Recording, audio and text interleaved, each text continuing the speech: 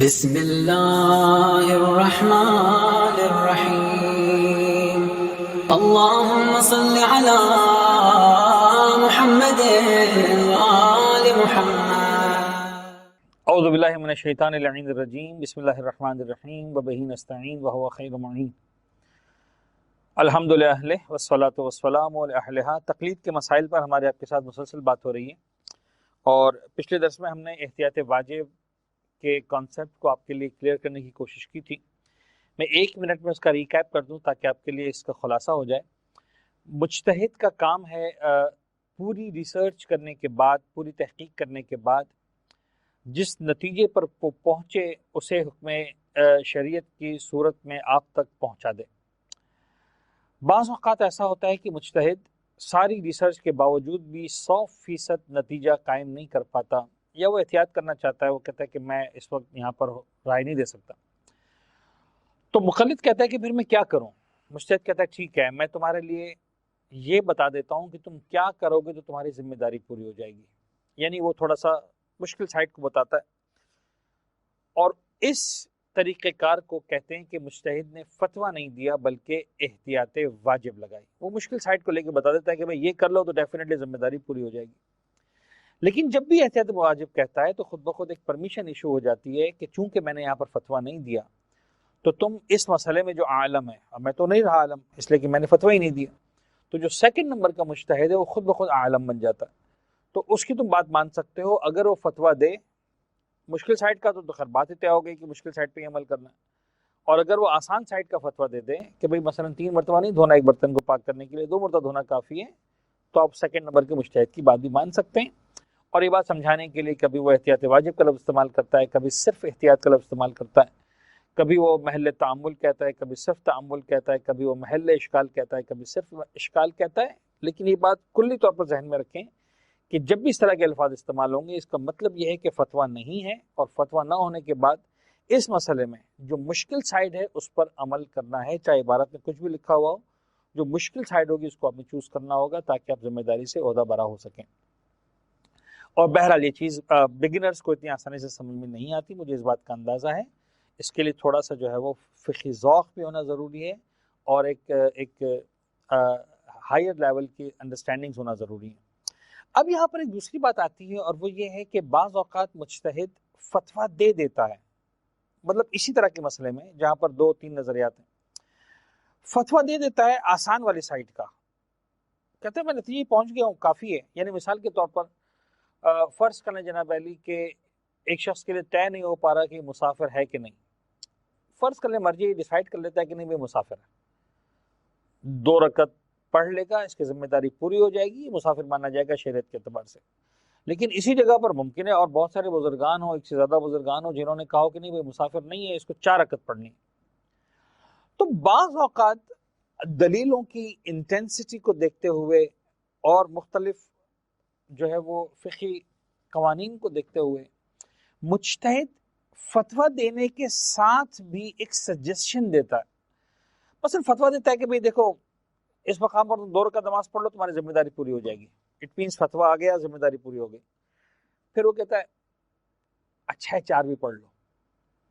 ये अच्छा है 4 भी पढ़ लो कोई शरई मुस्तहब नहीं है कि मैं 2 पढ़ूंगा तो वाजिब वाला सवाब मिला और 4 पढ़ा तो मुझे जो है वो मुस्तहब का सवाब मिला। यहाँ पर अब सवाब की कैलकुलेशन नहीं हो रही, यहाँ पर बात हो रही है एक्चुअल जिम्मेदारी की। मुज्तहिद कहता है यार 2 पढ़ोगे तो जिम्मेदारी पूरी हो जाएगी, लेकिन अच्छा है 4 भी पढ़ लो। इसलिए कि बहरहाल जो सामने वालों की दलीलें हैं उसको हमने आउटक्लास तो कर दिया है, ठीक है, उसको हमने कह दिया कि वो सही नहीं, दलील हम फतवा दे चुके हैं। लेकिन भाई कुछ लोग होते हैं दीन में एहतियात करना चाहते हैं, तो देखो ये है एहतियात, अगर करना चाहो तो कर लो। दिस एहतियात इज कॉल्ड एहतियात मुस्तहब। एहतियात मुस्तहब का मतलब ही यह है कि मुज्तहिद का फतवा मौजूद है और आसान साइड पे मौजूद है, और वो एक रिकमेंडेशन साथ में प्लस ऐड कर रहा है अपने तौज़ील मसाइल के अंदर कि यार इस आसान साइड के साथ साथ ये मुश्किल वाले साइड भी ले लो। अब अगर वो जैसे 2 और 4 वाली बात होगी तो कहेगा भाई 2 पढ़ लो जिम्मेदारी पूरी हो जाएगी, लेकिन अच्छा 4 भी पढ़ लो। या वो फतवा दे देगा 4 पढ़ लो जिम्मेदारी पूरी हो जाएगी, लेकिन अच्छा है 2 भी पढ़ लो। अब यहाँ पर मुश्किल और आसान क्या है? आसान ये है कि कोई एक जिम्मेदारी हो जाए, मुश्किल ये है कि दोनों पढ़नी पड़े। इस तरह से इसमें कैलकुलेशन होगी। या मसलन 2 मरतबा धोना है, मसलन बर्तन को, या 3 मरतबा धोना है, लिबास को 2 बार धोना है, 3 बार धोना है, कहेगा फतवा ये कि 2 बार धो लो, बेहतर है कि 3 बार धो लो। इस बेहतर की बुनियाद पर आप किसी सवाब के हकदार करार नहीं पा रहे होते। इस बेहतर की बुनियाद पर आप एक्चुअली अपनी जिम्मेदारी को सिक्योर कर रहे होते हैं। और ये मेरे ख्याल में वही वाला काम है जो मैंने बहुत सारे बुजुर्गान को जिंदगी भर करते हुए देखा जुमा और जोहर के मामले में। उनका मुज्तहिद फतवा दे रहा है कि भाई जुमा पढ़ लो, जिम्मेदारी पूरी हो जाएगी। इसके बावजूद सारी जिंदगी जुमा पढ़ने के बाद जोहर भी पढ़ेंगे। भाई अब क्यों पढ़ना है यार, अच्छा है पढ़ लें। ये अच्छा है का मतलब ऐसा नहीं है कि खुदा ने जुमे के दिन जुमा भी वाजिब किए, जोहर भी वाजिब किए, मुझे जुमे का सवाब भी चाहिए, जोहर का सवाब भी चाहिए। ये वाली एहतियात एक्चुअली मेरी जिम्मेदारी को सिक्योर करने के लिए। पालने वाले को जुमा चाहिए था, मैंने जुमा तेरी बारगाह में पेश कर दिया। जोहर चाहिए था, जोहर तेरी बारगाह में पेश कर दी। अगर जोहर थी तो मेरा जुमे का कोई क्लेम नहीं है, अगर जुमा थी तो मेरा जोहर का कोई क्लेम नहीं है। एहतियात मुस्तहब is not to attain some extra सवाब, एहतियात मुस्तहब इज टू सिक्योर सवाब, is to secure the responsibility, कि जो मेरी असल जिम्मेदारी थी वो मैंने पूरी कर दी। मेरे मुश्तिद ने फतवा दिया जुमा पढ़ ली, मैंने पढ़ ली। अब अगर क़यामत के मैदान में खुला कि जोहर वाजिब थी तो मेरा कोई गुनाह तो नहीं है, इसलिए कि मैंने मुश्तिद की बात मानी थी, मैं सिक्योर हूँ।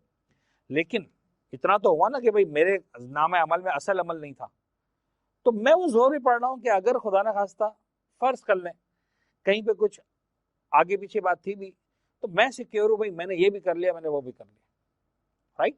तो एहतियात मुस्तहब सवाब या मुस्तहब का लफ्ज़ यहाँ पर आता है, लेकिन इसका मतलब ये होता है कि मुज्तहिद फतवा दे रहा है और फतवा देने के साथ जनाब अली जो है वो आपको ये एक सजेशन दे रहा है कि ये काम कर लो तो और ज़्यादा तुम सिक्योर हो जाओगे। जिसको करना है करे, जिसको नहीं करना है ना करे। 1% भी जिम्मेदारी नहीं है कि आपको करना है, ये तो सिर्फ एक बातों बातों में समझाने के लिए होता है कि कर लो, अच्छी बात है, लेकिन नहीं करोगे तो मैंने कह दिया तुम 2 पढ़ लो जिम्मेदारी पूरी हो गई, तुम जुमा पढ़ लो मसलन जिम्मेदारी पूरी हो गई, या तुम जोहर पढ़ लो मसलन जिम्मेदारी पूरी हो गई। एहतियात ये कि अगली वाला काम भी कर डालो, किया ठीक नहीं किया कोई मसला नहीं। यहां तक तो आकर मसला मुकम्मल हुआ। अब मेरे पास टाइम ठीक है। अगला मसला जो बड़ा अहम मसला है वो मसला है मरहूम मुज्तहिद की तकलीद। देखिए एक बात जहन में रखें, हर मुज्तहिद की तौज़ी में आप जब तकलीद के मसाइल खोलते हैं तो मरहूम मुज्तहिद की तकलीद के हवाले से एक मसला लिखा हुआ होता है। तो अब ये मसला किसके लिए है? यूं समझ लीजिए कि अगर आप फर्ज कर लें आयतुल्लाह सिस्तानी की तौज़ी खोल रहे हैं तो ये मसला उन लोगों के लिए है ही नहीं जो आगा सिस्तानी की तकलीद करें। ये मसला उन लोगों के लिए है जो किसी मुज्तहिद की तकलीद करने के बाद आगा सिस्तानी पर आए हैं, उन लोगों के लिए। यानी मेरे वो तमाम सुनने वाले जिन्होंने तकलीद का स्टार्ट आगा सिस्तानी से किया है, इस तौज़ी में अगर मसलन 10,000 मसले तो उनके 9,999 मसले काम के हो सकते हैं। ये वाला मसला उनके लिए है ही नहीं जिन्होंने आगा सिस्तानी से स्टार्ट किया। यानी अगर खुदा ना खास्ता आगा सिस्तानी का इंतकाल होता है तो सिस्तानी के मुकल्लिद को सिस्तानी का मसला नहीं पढ़ना, ये वाला मरहूम मुज्तहिद वाला। सिस्तानी के मुकल्लिद को जाना है नए मुज्तहिद की तरफ जिसको वो आलम समझता है, और वहां जाकर देखना है कि उन्होंने मरहूम मुज्तहिद के लिए क्या कहा है। यानी वो जो कहेंगे सिस्तानी के बारे में उस पर अमल करना होगा। सिस्तानी की तौज़ी में लिखा हुआ मसला किसके काम का है? उन लोगों का जो सिस्तानी से पहले किसी को फॉलो करके आए हैं, मसलन खुई को फॉलो करके आए हैं, मसलन आगा खुमैनी को फॉलो करके आए हैं, मसलन आगा गुलपायगानी की तकलीद की है, मसलन सैयद मोहम्मद रूहानी की तकलीद की है, सैयद अराकी की तकलीद की, शेख अराकी की तकलीद की है, किसी भी मुज्तहिद को तकलीद की है, उनका इंतकाल हो गया, अब सिस्तानी पर आए। तो यूं समझ लीजिए कि जैसे ही सिस्तानी साहब के पास कोई मुकल्लिद आता है, यानी इसको हम एक वर्चुअली एक समझाने की कोशिश करते हैं कि जैसे एक मुकल्लिद आगा सिस्तानी के पास आया, आगा सिस्तानी से पहला सवाल करते हैं, भाई तुम नए हो या किसी की तकलीद करके आए हो? अगर वो कहता है कि मैं नया हूं, वो कहते हैं ठीक है, एक मसले को निकाल दो, बाकी सारे के सारे मसले तुम्हारे लिए, शुरू हो जाओ इस तौज़ी के मुताबिक। और अगर वो कहता है कि मैं पुराना हूं, आगा सिस्तानी कहते हैं मेरी तौज़ी का एक मसला भी तुम्हारे काम का फिलहाल नहीं है, पहले तुम इस मसले को तय करो, इसके बाद डिसाइड होगा कि तुम्हें क्या करना। क्लियर हुई बात? Now what Agha Sistani says about मरहूम मुज्तहिद। आगा सिस्तानी, अच्छा अब यहाँ पर ही आप गौर कीजिएगा, मैं आपको जैसे समझाऊं। फर्ज कर आप एक डॉक्टर के पास इलाज करवाते थे, स्पेशली वो अफराद के जिनकी रेगुलर मेडिकेशन चलती है, लाइक डायबिटीज़ के पेशेंट्स हो गए या हाइपरटेंशन के, हाई ब्लड प्रेशर के पेशेंट्स हो गए, हार्ट पेशेंट्स हैं, इस तरह के अफराद। फर्स्ट कल आप एक डॉक्टर के पास जाते थे, रेगुलरली जाते थे, तो उसने आपको कोई प्रिस्क्रिप्शन दे के रखा था, उसी को चलाता था, आप हर महीने या 2 महीने या 4 महीने बाद उसके पास विजिट करते थे, वो आपकी कैफियत को देखता था, आपकी प्रिस्क्रिप्शन को देखता था, आपकी फाइल को देखता था, कहता था ठीक है यही दवाई कंटिन्यू करें। क्लियर है? फर्स्ट कल आपके डॉक्टर की डेथ हो गई, अब आप क्या करेंगे? आपकी अकल ये कहती है कि भाई वो मर गया, मेरी बीमारी कंटिन्यू है, तो आप डेफिनेटली नए डॉक्टर के पास जाएंगे। अब नया डॉक्टर क्या कहेगा? नया डॉक्टर आपकी पूरी फाइल चेक करेगा, रिपोर्ट चेक करेगा, एन मुमकिन हो ये कहे कि यार जो दवाई खा रहे थे वही खाते रहो। यानी अब आप दवाई पुरानी वाली खा रहे हैं, पुराने डॉक्टर की दी हुई खा रहे हैं, लेकिन उस पर नए डॉक्टर के साइन आ गए। या मुमकिन है नया डॉक्टर कहे कि यार वो दवाई उस जमाने में चलती थी, बहुत अच्छी थी, लेकिन अब इसका एक नया नेमुल बदल आया है, मिसाल के तौर पर तुम इस पुरानी दवाई को खत्म करो और ये नई दवाई खाना शुरू करो। ये भी हो सकता है। ये भी हो सकता है वो डॉक्टर कहे कि अच्छा 50% दवाइयां पुरानी रहने दो, 50% नहीं पे आ जाओ। तो अब ये नया डॉक्टर डिसाइड करेगा। तो अगेन नया डॉक्टर के पास अगर नया पेशेंट गया तो पुराने डॉक्टर की बात ही नहीं, वो नए सिरे से अपनी दवाई स्टार्ट करेगा, आपको पुराने से लेना देना नहीं। लेकिन अगर पुराना डॉक्टर था तो आप फाइल लेकर जाएंगे, वो कहेगा अच्छा ठीक है फाइल देखेगा, या वो 100% उसको हाँ कहेगा, 100% ना कहेगा, कोई दरमियान की बात करेगा, 50-50, 60-40, 30-70। ये आपको समझ में आ रही बात? नया मुश्तैदी ये काम करता है। मुमकिन है वो 100% कहे कि पुराने की मानो, मुमकिन है कि नहीं भाई पुराना गया फातल, कहते हैं ना मुफ्ती मातल फतवा, एजा मातल मुफ्ती मातल फतवा, मुफ्ती गया फतवा गया, खत्म, मुफ्ती की मौत हो गई, फतवे की मौत हो गई, ये भी जुमला चलता है हौजे में। खैर, तो भाई ठीक है, आओ नए पर। मुमकिन 100% अपनी बात करें, मुमकिन है 100% पुराने की बात करें, मुमकिन है 50-50 की बात करें। अच्छा यहाँ पर 50-50 क्या बन सकता है, मैं आपको समझा रहा हूँ। मसलन मैं मिसाल दे रहा हूँ इस वक्त, कोई आगा सिस्तानी का फतवा नहीं बता रहा। मसलन एक 50-50 ये हो सकता है कि आगा सिस्तानी कहे कि भाई देखो जो तुम, आगा सिस्तानी नहीं कोई भी मुश्तहिद, कि भाई देखो जो पुराने की जो फतवे तुम्हें याद है ना उस पर अमल कर सकते हो, जो याद नहीं है उसमें मेरे पर आ जाओ। यानी अब तुम दौज ही नहीं खोल सकते, दिमाग से पूछो याद है ठीक, नहीं तो खुदा। मसलन समझाने के लिए कह रहा हूं, मुमकिन है दूसरा कोई मुश्तहिद कहे 50-50 में कि भाई देखो जिन पर अमल कर चुके हो उनमें उसी पे अमल करो, जिसमें अमल नहीं किया उसमें मेरे पास आओ। अच्छा तो जिसमें अमल कर चुके हो ठीक है, अब वो तौज़ी की बात, तौज़ी खोल लो बेशक, जिसमें अमल कर चुके हो उनकी बात मानो, जिस पर अमल नहीं किया उसमें। अब अगर फर्ज कर लें आपने हज नहीं किया था, हज का मौका आएगा तो आपको डेफिनेटली नए वाले पहनना पड़ेगा, इसलिए आपने हज तो पहले किया ही नहीं था, राइट? तो इस तरह से कोई भी इफ एंड बट दरमियान में आ सकता है। Now what Agha Sistani says, Agha Sistani कहते हैं कि मेरे पास जो उसूल है वो ये है कि जो मरहूम मुर्दा, जो मुज्तहिद मरहूम हो गया उसको आप 1 मिनट के लिए जिंदा फर्ज कर लो, लेकिन जिंदा उसी मोमेंट पर जिस मोमेंट पर उसकी डेथ हुई। बस 1990 में डेथ हुई, आज फर्ज करें जनाब 2020 चल रहा है, उस 1990 वाले को 1 मिनट के लिए जिंदा बिठा लो। मैं आज 2020 में हूं, 30 साल आगे, तो उसका मरहूम का इल्म तो 1990 में रुक गया, इसलिए कि वो जिंदा नहीं रह के आगे बढ़ सके। अब कोई ना कोई उसका एक लेवल था। अब तुम डिसाइड करो कि आज भी अगर वो जिंदा होता उसी लेवल पर, आज नहीं, 1990 में जो उसका इल्म था वो इल्म आज भी ज्यादा है। यानी मिसाल के तौर पर एक ऐसा रिकॉर्ड बना के गया कि आज तक किसी ने नहीं तोड़ा, तो इसका मतलब आज भी 30 साल पुराना बैट्समैन है, लेकिन टॉप पर अभी भी वही है, इसलिए कि किसी ने आज तक रिकॉर्ड तोड़ा ही नहीं। तो अगर वो आज भी आलम है तो आगा सिस्तानी कहते हैं उसकी तकलीद ऐसे ही करनी जैसे वो जिंदा है भी।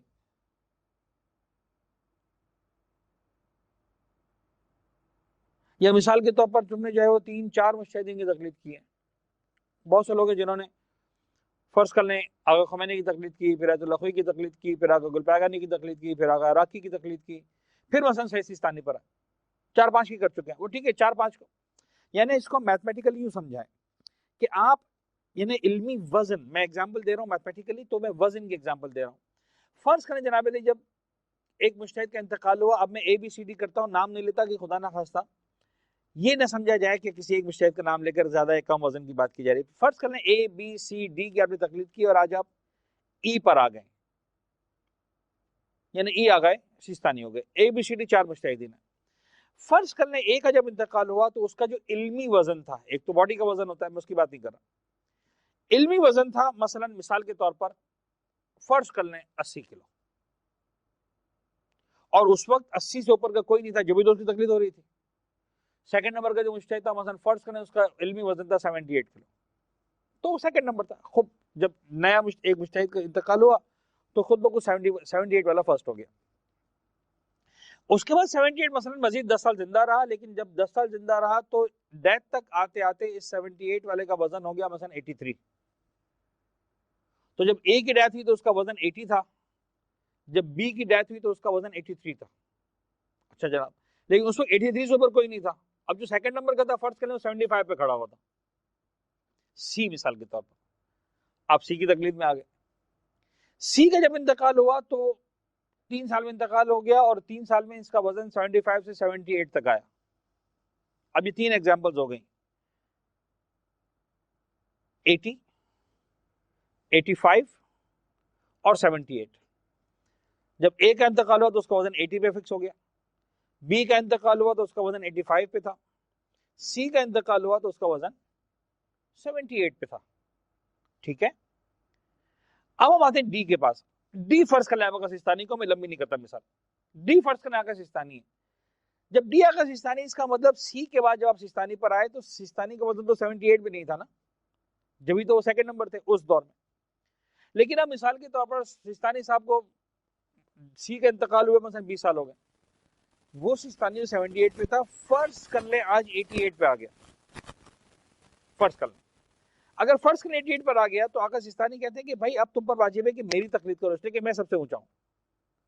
लेकिन अगर आप कहते नहीं साहब सिस्तानी साहब अभी भी 82 पे हैं मिसाल के तौर पर, यानी C को पीछे छोड़ दिया, A को भी पीछे छोड़ दिया, C 78 वाला था उसको पीछे छोड़ दिया, A 80 वाला था उसको पीछे छोड़ दिया, लेकिन अभी भी B जो है 85 पे खड़ा है, सिस्तानी जो 83 पे खड़े हैं। सिस्तानी कहते हैं B की मानो, यानी इस लिस्ट में जो अभी सबसे ऊंचा है उसकी मानना जरूरी है। ये आगा सिस्तानी का फतवा है, यानी वो कहते हैं इससे गरज नहीं है कि तुमने अमल किया था कि नहीं किया था, तुमको फतवा याद था कि नहीं था, तुमने जनाब अली जो है वो मतलब तौज़ी खोली थी कि नहीं खोली थी, इससे गरज ही नहीं है। सिस्तानी साहब कहते हैं कि अगर तुमने नियत की थी कि मुझे इसकी तकलीद करनी है, मैं इस मुजतहिद की तकलीद करूंगा,